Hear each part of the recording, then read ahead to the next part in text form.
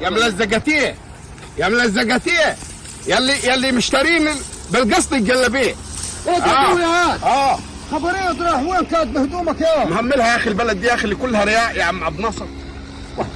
هتهمل بلدك؟ ايوه يا ابوي رايح كوبومبو، انا عمامي اولى بي. عمامي اتصلوا علي وقالوا لي تعالي هقعد قبال العيال العنوق دي. واذا مالك ايه بس اللي حصل مالها العيال معاك؟ انا مش شكيت لك كذا مره يا عم عبد الناصر؟ ايوه وقلت لك العيال دي اللي بتشحت السياره شحاته يا عم عبد الناصر، يخلوني نايم في القياله يخلوني نايم ويحدفوا علي طوب من الشباك. بيحطوا عليك انت ونايم؟ امال يا حتى وانا نعسان عامل للناس حرقان. وقلت لك انت ما سايبهم يا واد، انت ما كيدهم. طب ايه اعمل يا عم عبد الناصر؟ ما قلت لك اديني الاوضه اللي جنبك واقعد جنبك يا عم عبد الناصر، العيال بتخاف منك. انا هبقى اديها لك، حاضر حسدتك بس عيب عليك، استهدى يا ولد. نفعني ظلك وجاي موسم القصب يا ضوي، بتنفعني في الشغل. مين اللي هيشتغل معايا يا ولدي؟ استهدى بالله.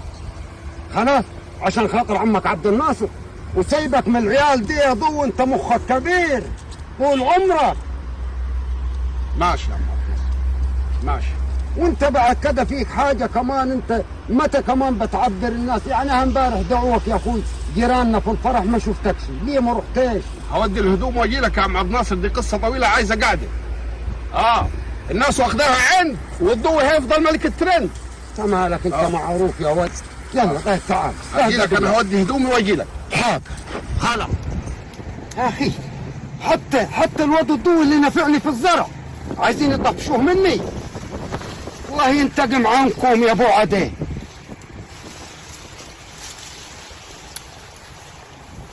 يا عم عبد الناصر ايه يا ضوء يا ولدين؟ والله اني وديت هدومي يا عم عبد الناصر البيت، لقيت المدلدلين قاعدين على المصطبه برا. مالك ومالهم انت مدلدلين والهفا؟ اقعد استهدى بالله يا ولدي. ما قعدش يا ولدي عشان خاطر عمك عبد الناصر. مدلدلين معليش يا ضوء، اقعد يا ولد استهدى بالله. مدلدلين اقعد استهدى بالله. استهدى بالله يا ولدي بس. ما تقعدش قصاد الاشكال دي يا ضوي، انت واد كسيب وشغلتي ومعروف. انت واد كسيب وشغلتي ومعروف يا واد يا ضوي. ده العيله راجل تاني جزمه وعامل ابوه فيها، عامل ابوه البرم وهو بيشحت السياره. والله شحاته، والله لبسه شحاته.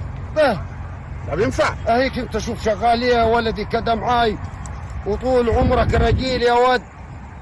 ضلك عايز تسيب البلد وتمشي. يا ابوي امامي انا يا ابوي لما شكت لهم قالوا لي تعال في كوبومبو يا عم. قالوا لي مقعدك انت يا ابوي مالكش دعوه، انا حسكنك جنبي ومالكش دعوه. ايوه بس قول لي ليه امبارح كده امال ليه ما ظهرتش في الفرح يا ضويا؟ يا ابوي الافراح يا عم عبد الناصر انا بقالي سنتين مش بروح اي فرح. ليه كده؟ عشان الافراح برضه بقت فيها رياء يا عم عبد الناصر. ازاي؟ الافراح بقت فيها رياء. انا من سنتين يا عم عبد الناصر رحت فرح. تمام ايوه زي ما عرفنا انا بطلع من الشغل بجلبيتي زي كده، انا مش بغير يعني الهيئه بتاعتي زي كده. انا بجلبيتي وبحاجتي بطلع من عندك من الزرع، بطلع اروح اي مكان يا عمي وبتشرف لان دي هدوم اكل عيش. ايوه يا اخوي حقك. فيها عيبه دي؟ لا طبعا دخلت يا عم عبد الناصر الفرح وقعدت يا عم عبد الناصر وسطي. طبعا اول ما دخلت لقيت لك الناس لو ما اخذ اهل واحد عمته وجلبيه سكه حديد وجزمه متلمه، انا قعدت تقول يا دخل راسك وسط الروس. وقعدت طبعا الناس اللي بيقوموا يا عم عبد الناصر العشاء ده اللي تقول بينقوهم نقاوه كيف؟ بيقوموا بالجزم يا عم عبد الناصر. يعني بص في جزمتك القاعه متورنشه ومتلمعه وعمتك متظاهره، يقول لك قوم يا عم ده العشاء، اتفضل السفره جاهزه، قوم يا حاج، قوم يا فلان.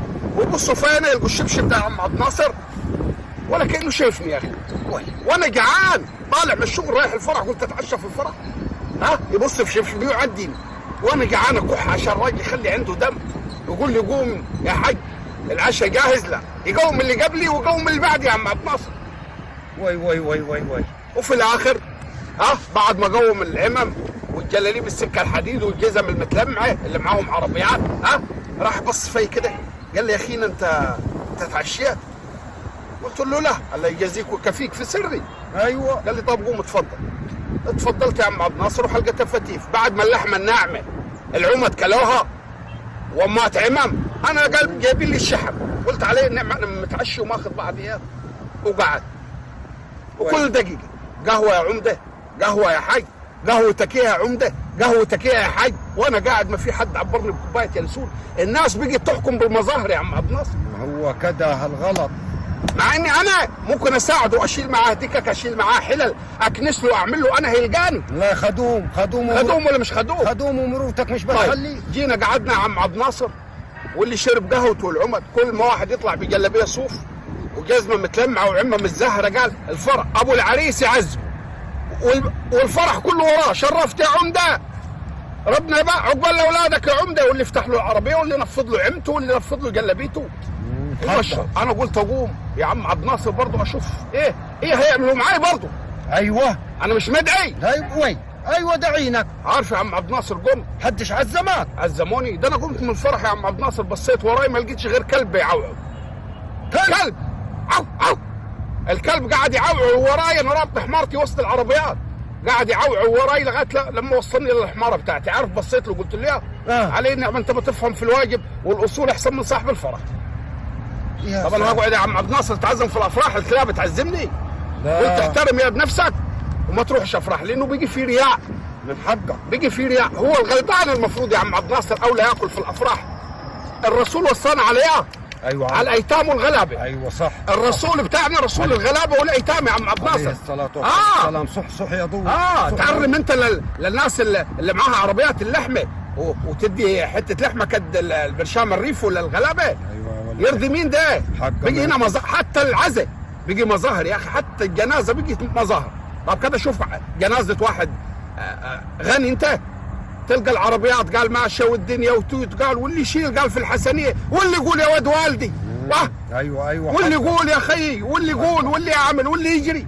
شوف واحد غلبان كده يا عم عبد الناصر على قد حاله، تلقى 8 تنفار ماشيين في الجنازه. والناس اتعلمت حاجه برضه. ايوه الناس اتعلمت يا عم عبد الناصر، لك موضه طلع الميت يموت يشيلوه 8 تنفار في الطريق ماشيين بيه، والباقي يرمح بالمستكلات على المقابر قبل الجنازه. طب هي الجنازه يا اخي اجرها انك تمشي وراها، ولا كلامي غلط عشان بيقولوا الجان؟ لا والله كلامك كله مظبوط يا ضوء يا ولد. يبقى اروح الافراح هي نفسنا؟ لا حشام تتجيد من نفسه. حشام تجيد من نفسه. أيوة طالما في رياء ما اروحش انا يا عم. والله من حقك. لا من حقك. انت برضه كنت ظلمني برضه. انا كنت ظالمك، انا اجعلك يعني كده متكبر على الناس ولا حاجه. قلت لا يا ابوي، لكن والله لما قلت لي كده اقتنعت. والله يا عم عبد الناصر النهارده الناس اللي بتقوم في الافراح يا عم عبد الناصر بتقوم برضه بالمظاهر. ايوه حق. يعني انا بكره لو لبست لي جلابيه صوف وجزمه لو مؤاخذه النهارده يا عم عبد الناصر، شوف هيعملوا ايه معاي وظهرت عمتي، لكن انا راجل على وضعي، انا راجل شقيان.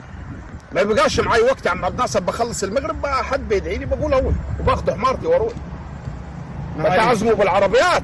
حقه معليش يا ابو. هي الناس كده يا ولدي. والشيطان يا عم عبد الناصر طفش، قالوا له ليه طفشت من الدول العربيه؟ لانه البزنس بتاعك شغال حلو هناك. ايوه للشيطان. ايوه قال يا عمي، قال الرياء والنفاق.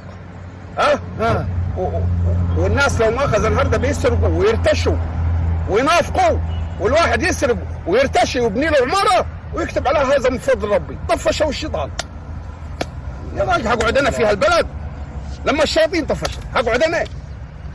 لا اقعد بس عشان خاطر انا يا ضو، الله يبارك فيك ما تهمنيش. خلاص يا عم انا اقعد.